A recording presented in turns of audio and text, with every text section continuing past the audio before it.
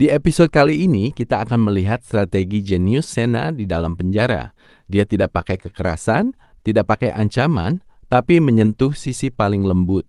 Hans kasih sayang seorang ayah. Selama ini Hans terlihat seperti pria yang tak tergoyahkan. Dingin, curigaan, tak mau bicara sepatah pun soal Dipa Andika.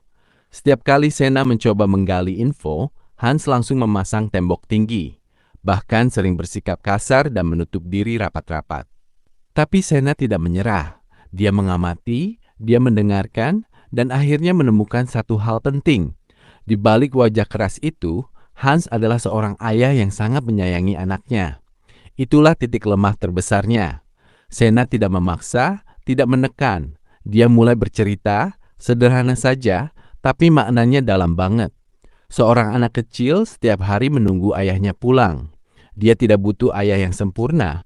Dia cuma butuh ayahnya ada di sana, memeluknya, dan hidup seperti keluarga lain.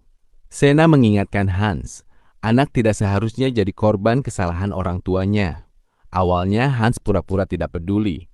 Muka masam, bilang Sena tidak tahu apa-apa soal hidupnya. Tapi kata-kata itu sudah masuk ke dalam kepalanya. Setiap dibicarakan soal anak, matanya berubah, sikapnya melunak. Ingatannya melayang ke wajah putri atau putranya yang ia rindukan setiap detik. Kita sudah lihat petunjuk sebelumnya kan? Saat Leo merobek foto anak Hans, Sena yang menyelamatkannya dan merapikannya kembali. Itu momen yang membuat Hans mulai percaya. Dia sadar Sena bukan musuh. Dia orang yang paham betapa berharganya keluarga. Sena kemudian mengingatkan, anakmu menunggu kamu pulang, Hans. Kalau kamu diam terus, siapa yang akan menjaganya? Siapa yang akan melindunginya dari Dipa? Sekarang Hans terjepit di antara dua rasa takut. Kalau bicara, Dipa bisa mencelakai keluarganya. Kalau diam terus, anaknya akan kehilangan ayah lebih lama lagi. Dan Dipa tetap bebas melakukan kejahatan. Sena paham betul dilema itu. Dia tidak menuntut jawaban sekarang.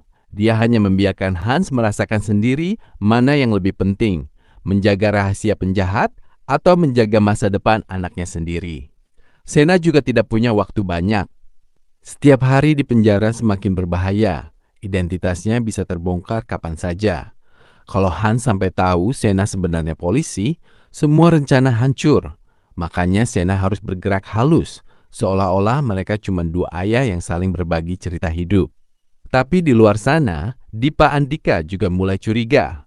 Kalau dia tahu Hans mulai terbuka, bahaya akan datang cepat sekali, baik untuk Hans maupun Sena. Dan ini prediksi paling emosional dari semua. Hans akan membuka mulutnya bukan karena takut polisi, tapi karena cinta pada anaknya.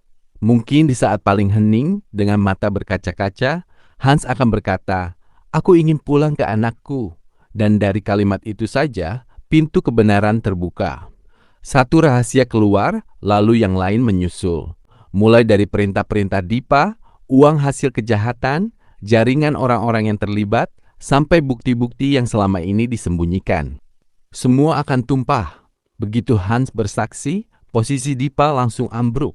Polisi tidak lagi cuma bermodal dugaan. Mereka punya saksi langsung yang tahu persis bagaimana semua kejahatan itu direncanakan dan dijalankan. Dipa yang selama ini merasa aman, tiba-tiba menyadari tembok perlindungannya runtuh dari dalam.